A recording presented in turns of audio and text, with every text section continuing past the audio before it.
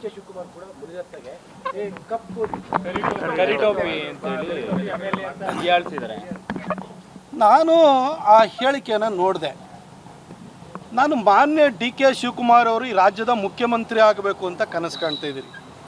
So ಮುಖ್ಯಮಂತ್ರಿ ಸ್ಥಾನದ ಆಸೆ ಇಟ್ಕೊಂಡ್ರೆ ಸಾಗಲ್ಲ ಸರ್.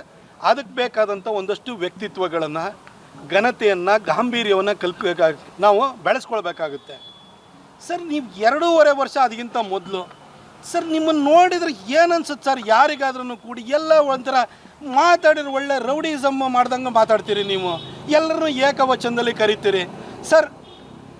ನೀವು 2023 ಚುನಾವಣೆಯಲ್ಲಿ ಕುಸುಮಾ ಅವರನ್ನು ಗೆಲ್ಲಿಸ್ಬೇಕು ಅಂತೇಳಿ ನಿಮ್ಮ ಎಲ್ಲ ಹಣಬಲವನ್ನು, ತೋಳ್ಬಲವನ್ನು ಪ್ರಯೋಗವನ್ನು ಮಾಡಿದ್ರಿ. ಆದರೂ ಜನ, ರಾಜರಾಜೇಶ್ವರಿ ನಗರ ಜನ ನಿಮ್ಮ ಜಂಗಾಬಲವನ್ನು ಹುಡುಗಿಸಿ ಮುನಿರತ್ನ ಅವರನ್ನು ಗೆಲ್ಲಿಸಿದರು.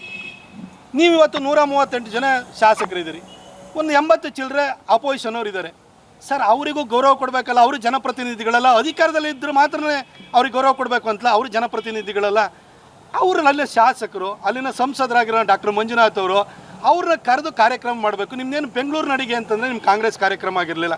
ಹಾಗಾಗಿ ಮುನಿರತ್ನವರು ಸಹಜವಾಗಿ ಅಲ್ಲಿನ ಸ್ಥಳೀಯ ಶಾಸಕರನ್ನು ನೀವು ಕರೆದಿಲ್ಲ ಅನ್ನೋ ಕಾರಣಕ್ಕೋಸ್ಕರ ಅವ್ರು ಹೋಗಿ ಪ್ರಶ್ನೆ ಮಾಡಲಿಕ್ಕೆ ಹೋದ್ರು. ಶಿಷ್ಟಾಚಾರದ ಉಲ್ಲಂಘನೆ ಆಗುತ್ತೆ.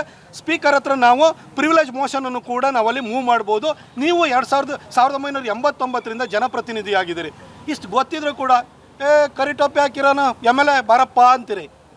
ಅಲ್ಲಿ ಗುಂಪೊಳಗಡೆ ಜಮೀರ್ ಅಹಮದ್ ಏನಾದ್ರೂ ಕೂಡ ಟೋಪಿ ಹಾಕೊಂಡು ಕೊಡ್ರೆ, ಬಿಳಿಸೋ ಟೋಪಿ ಹಾಕಿಡ್ರ ಸಾಮಣ್ಣ ಬಾರೋ ಅಂತ ಕರಿತೀರ ನೀವು? ದಮ್ಮಿದೆಯಾ? ಹಾಂ, ನಿಮ್ಮ ಬ್ರದರ್ಸನ್ನು ಕರೆಯೋಕ್ಕಾಗಲ್ಲ. ಕರಿ ಟೋಪಿ ಹಾಕಿರೋ MLA ಬಾರೋ ಅಂತೀರಿ. ಬ್ರದರ್ಸನ್ನು ಕರೀರಿ ಸರ್ ನೋಡೋಣ. ಬಿಳಿ ಟೋಪಿ ಹಾಕಿರೋ ಸಾಮಣ್ಣ ಬಾರೋ ಜಮೀರು ಅಂತ ಕರೀರಿ. ನಿಮ್ಮ ದಮ್ಮಿದ್ರೆ ಕರೀರಿ. ಭಾಳ ನೀವೆಲ್ಲ ಏನು ವೀರಾವೇಶದಿಂದ ಮಾತಾಡ್ತೀರಿ, ಭಾಳ ಶಕ್ತಿವಂತರಲ್ಲ ನೀವು. ಕರೀರಿ ಸರ್. ಅದನ್ನು ಕರೆಯೋಕ್ಕೆ ನಿಮ್ಮ ಕೈಲಿ ಆಗಲ್ಲ. ಏನು ಮುನಿರತ್ನ ಅವ್ರನ್ನ ಟಾರ್ಗೆಟ್ ಮಾಡಿ ಸರ್, ಜನ ಗೆಲ್ಸಿದ್ದಾರೆ, ಗೌರವ ಕೊಡಿ. ನಿಮಗೆ ಅವ್ರು ಇನ್ಯಾರನ್ನೋ ಜನಪ್ರತಿನಿಧಿ ಮಾಡ್ಕೊಳ್ಬೇಕು, ಕುಸುಮ ಅವ್ರನ್ನೇನೋ ದಂಡಿಗೆ ಕೂರಿಸ್ಬೇಕು, MLC ಮಾಡ್ಕೊಳ್ಳಿ ಸರ್, ರಾಜ್ಯಸಭಾ ಕಳಿಸಿ. ಅದು ಬಿಟ್ಟು ನೀವು ಅಲ್ಲಿರುವಂಥ ಚುನಾಯಿತ ಪ್ರತಿನಿಧಿನ, ರಾಜರಾಜೇಶ್ವರಿ ನಗರದ ಜನ ಗೆಲ್ಸಿರುವಂಥ ಚುನಾಯಿತ ಪ್ರತಿನಿಧಿನ ನೀವು ಅವಮಾನ ಮಾಡಿಸ್ತೀರಿ ಅಂತಂದರೆ ಅಲ್ಲಿನ ಮತದಾರನ ಅವಮಾನ ಮಾಡ್ದಂಗೆ. ಯಾಕೆ ಅದನ್ನು ಮಾಡ್ತಾಯಿದ್ದೀರಿ ಸರ್ ನೀವು? ಸರ್, ಈಗ ಅಧಿಕಾರಿ ಹಂಚಿಕೆ ಬಗ್ಗೆ ಡಿ ಕೆ ಶಿವಕುಮಾರ್ ಒಂದು ಮಾತು ಹೇಳ್ತಾರೆ, ಶಾಸಕರು ಮುಖ್ಯ ಆಗೋದಿಲ್ಲ, ಹೈಕಮಾಂಡ್ ತೀರ್ಮಾನ ಮಾಡುತ್ತೆ, ಕಾಂಗ್ರೆಸ್ ನಂಗೆ ತುಂಬ ಚೆನ್ನಾಗಿ ಗೊತ್ತು ಅಂತ. ಅಧಿಕಾರಿ ಹಂಚಿಕೆ ಅವರಿಗೆ ಕಾಂಗ್ರೆಸ್ಸಿನ ಹೈಕಮಾಂಡ್ ಗೊತ್ತಿದೆ ಹೊರತು ಇಂಡಿಯನ್ ಕಾನ್ಸ್ಟಿಟ್ಯೂಷನ್ ಗೊತ್ತಿಲ್ಲ. ಅದಕ್ಕೋಸ್ಕರ ಈ ಥರ ಮಾತಾಡ್ತಾರೆ. ಅದನ್ನು ಓದ್ಕೊಳ್ಳೋಕೆ ಹೇಳಿ. ಅಧಿಕಾರ ಯಾರಿಗೆ ಸಲ್ಲಬೇಕು ಅನ್ನೋದು ಒಂದು ಕ್ಷೇತ್ರದ ಜನಪ್ರತಿನಿಧಿಗೆ, ಅದು ಗ್ರಾಮ ಪಂಚಾಯಿತಿ ಮೆಂಬರ್ ಇರ್ಬೋದು, ಪಾರ್ಲಿಮೆಂಟೇರಿಯನ್ ಇರ್ಬೋದು, ಮಿನಿಸ್ಟರ್ ಇರ್ಬೋದು, ಸ್ಥಳೀಯ ಜನಪ್ರತಿನಿಧಿಗಳಿಗೆ ನಾವು ಆಹ್ವಾನ ಕೊಡಬೇಕು. ಅವರ ನೇತೃತ್ವದಲ್ಲೇ ನಾವು ಕಾರ್ಯಕ್ರಮವನ್ನು ಮಾಡಬೇಕು. ನಿಮ್ಮ ಮಿನಿಸ್ಟರ್ ಆದರೆ ಬರಲಿ, ನಿಮ್ಮ ಕಾಂಗ್ರೆಸ್ಸಿನ ಯಾರು ಇದ್ದಾರೆ, ನಿಮ್ಮ ಕಾರ್ಯಕರ್ತರು ಯಾರಿದ್ದಾರೆ, ನಿಮಗೆ ಪ್ರೀತಿ ಪಾತ್ರರು ಯಾರಿದ್ದಾರೆ, ಬಂದು ನಿಮಗೆ ಬುಕ್ಕೆ ಕೊಟ್ಟು ರಿಸೀವ್ ಮಾಡ್ಬೋದೇ ಹೊತ್ತು ವೇದಿಕೆ ಮೇಲೆ ಕೂರಿಸ್ಕೊಳ್ಳೋಕ್ಕಾಗಲ್ಲ. ವೇದಿಕೆ ಮೇಲೆ ಹೆಂಗೆ ಕೂರಿಸ್ಕೊಳ್ತೀರಿ? ಯಾವ ಶಿಷ್ಟಾಚಾರದ ಅನುಗುಣವಾಗಿ ನೀವು ವೇದಿಕೆ ಮೇಲೆ ಕೂರಿಸ್ಕೊಳ್ತೀರಿ? ಇಡೀ ಕ್ಷೇತ್ರದಲ್ಲಿ ಹಿಂದಿನ ದಿನ ಎಲ್ಲ ಕಡೆ ಫ್ಲೆಕ್ಸು ಕುಸುಮ ಅವ್ರದ್ದಿದೆ. ಕುಸುಮ ಅವ್ರಿಗೂ ರಾಜರಾಜೇಶ್ವರಿ ಕ್ಷೇತ್ರದ ಡಿಫೀಟೆಡ್ ಕ್ಯಾಂಡಿಡೇಟ್ ಅಷ್ಟೇ. ಜನ ಅವ್ರಿಗೆ ಆಶೀರ್ವಾದ ಮಾಡಿಲ್ಲ. 2028 ಮತ್ತೆ ಪ್ರಯತ್ನ ಮಾಡಲಿ, ಅವ್ರಿಗೆ ಒಳ್ಳೇದಾಗಲಿ, ನಾವೇನು ಅವ್ರಿಗೆ ಕೆಟ್ಟದಾಗಲಿ ಅಂತ ನಾವು ಬಯಸಲ್ಲ. ಆದರೆ ಜನ ಕೊಡೋದು ಅಧಿಕಾರವನ್ನು ನಿಮಗೆ ಡಿ ಕೆ ಶಿವಕುಮಾರ್ ಅವರು ನಿಮಗೆ ಬೇಕಾದವರು, ಕಾಂಗ್ರೆಸ್ಸಿನ ನಾಯಕರು, ಕಾಂಗ್ರೆಸ್ ಪಕ್ಷ ನಮ್ಮದು ಅನ್ನೋ ಕಾರಣಕ್ಕೆ ಪಕ್ಷವನ್ನು ಇಟ್ಕೊಂಡ್ಬಿಟ್ಟು ನೀವು ಅಧಿಕಾರ ನಡೆಸೋಕ್ಕೆ ಬರಬಾರ್ದು. ಅಲ್ಲಿಗೆ ಸ್ಥಳೀಯ ಜನಪ್ರತಿನಿಧಿಗಳಿಗೆ ಗೌರವ ಕೊಡೋ ಕೆಲಸ ಮಾಡಬೇಕು. ಡಿ ಕೆ ಶಿವಕುಮಾರ್ ಅವರೇ ಶಾಶ್ವತವಾಗಿ ಯಾರಿಗೂ ಅಧಿಕಾರ ಇರಲ್ಲ. 2028ಕ್ಕೆ ನೀವು ಜಾಬ್ಲೆಸ್ ಆಗೇ ಆಗ್ತೀರಿ. ಅವಾಗ BJP ಅವ್ರು ಹಿಂಗೆ ನಡ್ಕೊಳಕ್ಕಾಗುತ್ತಾ? ಗೌರವನ ಕೊಡುವಂಥದ್ದನ್ನ ಕಲ್ತ್ಕೊಳ್ಳಿ ಸರ್. ಸಿದ್ದರಾಮಯ್ಯ ಅವರು ಸುಮ್ಮನೆ ಇರುವಂತದ್ದು ಯಾಕಿದ್ರು? ಯಾವ ಕಾರಣಕ್ಕೂ ಸೈಲೆಂಟ್ ಆಗಿದ್ದಾರೆ? ಯಾಕಂದ್ರೆ ಮುನಿರತ್ನ ಅವರು ಹೇಳ್ತಾರೆ ಮಾಟ ಮಂತ್ರ ಮಾಡ್ತಾರೆ ಸಿದ್ದರಾಮಯ್ಯ ಅವ್ರನ್ನ ಅಂತ. ನನಗೆ ಗೊತ್ತಿಲ್ಲ ಅಂಥ ವಿಚಾರದ ಬಗ್ಗೆ ಎಲ್ಲ ಗೊತ್ತಿಲ್ಲ. DK ಅವರು ಈ ರೀತಿ ವರ್ತನೆ ಮಾಡೋದು ನೋಡಿದರೆ ಸಿದ್ದರಾಮಯ್ಯನವ್ರಿಗೆ ನಿಜವಾಗ್ಲೂ ಖುಷಿಯಾಗಿರುತ್ತೆ. ಯಾಕೆ ಅಂತ ಹೇಳಿದರೆ DK ಅವರು ಎಲ್ಲರನ್ನ ಪ್ರೀತಿ ವಿಶ್ವಾಸದಿಂದ 2.5 ವರ್ಷದಿಂದ ನಡ್ಕೊಂಡಿದ್ರೆ, ಆ ಬೆಂಗಳೂರಿನಲ್ಲಿ ಆ ಬ್ಲ್ಯಾಕ್ ಬಕ್ ಕಂಪನಿಯವನು ಗುಂಡಿಗೆ ಬಿದ್ದೋಗಿದೆ, ಓಡಾಡೋಕ್ಕಾಗ್ತಾಯಿಲ್ಲ, ನಾವು ಬೇರೆ ಕಡೆಗೆ ಶಿಫ್ಟ್ ಮಾಡ್ತಿದ್ದೀವಿ ಅಂತ ಹೇಳ್ಕೊಂಡ್ರೆ ಏನು ನಮ್ಮ ಬ್ಲಾಕ್ ಮೇಲ್ ಮಾಡ್ತೀರಾ ಅಂತ ಕೇಳ್ತೀರಿ ಸರ್. ಬ್ರ್ಯಾಂಡ್ ಬೆಂಗಳೂರು ಅಂತ ಟಮಟೆ ಹೊಡೆದ್ಬಿಟ್ಟು ಬಂದವ್ರು ಯಾರು? ಗುಂಡಿ ಮುಚ್ಚಕ್ಕಾಗಲಿಲ್ಲ. BJP ಸರ್ಕಾರ ಇದ್ದಾಗ ನೀವು ತರಾವರಿ ಆರೋಪಗಳು ಮಾಡಿರಿ, ಆದರೆ ಯಾರು ರಸ್ತೆ ಗುಂಡಿ ಬಿದ್ದಿದ್ದೇವೆ ಅಂತ ಯಾರೂ ಹೇಳಿಲ್ಲ ಸರ್.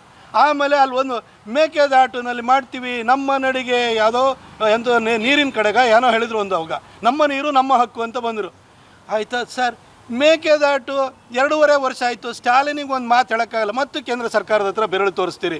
ಇಂಥ ಪರಿಸ್ಥಿತಿ ಬಂದು ಸರ್, ನಿಮ್ಮ ಈ ನಡತೆಯಿಂದಾಗಿ ಸಿದ್ದರಾಮಯ್ಯನವರು ಆರಾಮಾಗಿದ್ದಾರೆ.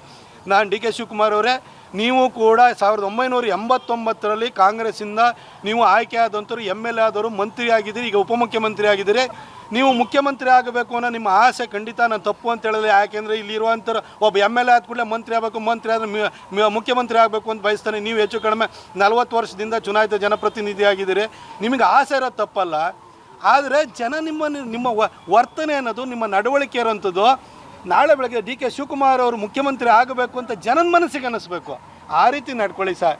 ಇಲ್ಲಾಂದರೆ ಸಿದ್ದರಾಮಯ್ಯನವರು ನಿಮ್ಮ ನಡವಳಿಕೆನೇ ಮುಂದೆ ಮಾಡಿ ಇವ್ರ ಕೈಲಿ ನಿಮ್ಮನ್ನು ರೂಲ್ ಮಾಡೋಕ್ಕಾಗಲಿ, ಇವ್ರು ಬಂದರೆ ಬರೀ ರೌಡಿಸಮ್ ಮಾಡ್ತಾರೆ ಅನ್ನೋ ಥರದ ನಿಮ್ಮನ್ನು ಬಿಂಬಿಸ್ಬಿಟ್ಟು ನಿಮ್ಮನ್ನು ಹಾಳು ಮಾಡ್ತಾರೆ. ದಯವಿಟ್ಟು ಇದಕ್ಕೆ ಆಸ್ಪದ ಕೊಡೋಕೆ ಹೋಗಬೇಡಿ. ನಿಮ್ಮ ಬಗ್ಗೆ ಕನ್ಸರ್ನ್ ಇಟ್ಕೊಂಡು ಹೇಳ್ತಾ ಇದ್ದೀವಿ ಸರ್. ನನ್ನ ಪ್ರಶ್ನೆ ಅದೇ ಆಗಿತ್ತು. ಅಂದರೆ CM ಅದೇ ಗಾದಿ ಇತ್ತಲ್ಲ, ಆ ವಿಚಾರಕ್ಕೆ ಶಾಸಕರು ಬೆಂಬಲ ಇಂಪಾರ್ಟೆಂಟ್, ಅಂದರೆ ಶಾಸಕರ ಸಂಖ್ಯೆ ಇಂಪಾರ್ಟೆಂಟ್ ಅಲ್ಲ, ಹೈಕಮಾಂಡೇ ಮುಖ್ಯ. ಹೈಕಮಾಂಡ್ ತೀರ್ಮಾನ ಮಾಡುತ್ತೆ ಅದನ್ನು, ಯಾರು ಯಾವಾಗ ಎಲ್ಲಿರಬೇಕು ಅನ್ನೋದನ್ನ ಅಂತ. ಅವರ ಹೈಕಮಾಂಡ್ ತೀರ್ಮಾನ ಮಾಡುವಂಥದ್ದು ಇಷ್ಟೇ. ಪ್ರತಿ ತಿಂಗಳು DK ಏನಾದರೂ 100 ಕೋಟಿ ಕಳಿಸ್ತಾ ಇದ್ದಾರೆ ಅಂತಂದರೆ, ಸಿದ್ದರಾಮಯ್ಯ 150 ಕೋಟಿ ಕಳಿಸಿದರೆ ಸಿದ್ದರಾಮಯ್ಯ ಅಧಿಕಾರದಲ್ಲಿ ಮುಂದುವರಿತಿರ್ತಾರೆ. DK ಒಂದು 100-200 ಕೋಟಿ ಕಳಿಸಿ ಸಿದ್ದರಾಮಯ್ಯವರು 50 ಕೋಟಿ ಕಳಿಸಿದರೆ DK ಮುಂದುವರಿಸ್ತಾರೆ. ಇದು ಅವ್ರ ಹೈಕಮಾಂಡ್ ನಿಯಮ ಇರುವಂಥದ್ದು. ಅವರಿಗೆ ಇದು ಈ ಸಾರ್ವಜನಿಕ ಜೀವನದ ಬಗ್ಗೆ ಅವ್ರು ಮಾತಾಡ್ತಿಲ್ಲ. ಅವ್ರ ಹೈಕಮಾಂಡ್ ತೀರ್ಮಾನ ಈ ಥರ ಇರುತ್ತೆ. ಸೂಟ್ ಗ್ಯಾಸ್ ಯಾರು ಜಾಸ್ತಿ ಕಳಿಸ್ತಾರೆ ಅವ್ರ ಅಧಿಕಾರದಲ್ಲಿ ಮುಂದುವರಿತಾರೆ. ಸೂಟ್ ಗ್ಯಾಸ್ ಏನಾದ್ರು ಸರಿಯಾಗಿ ಕಳಿಸ್ಲಿಲ್ಲ ಅಂತಾರೆ, ಅವ್ರನ್ನ ಇಳಿಸ್ಬಿಟ್ಟು ಬೇರೆಯವ್ರನ್ನ ಚೇಂಜ್ ಮಾಡ್ತಾರೆ ಅಷ್ಟೇ.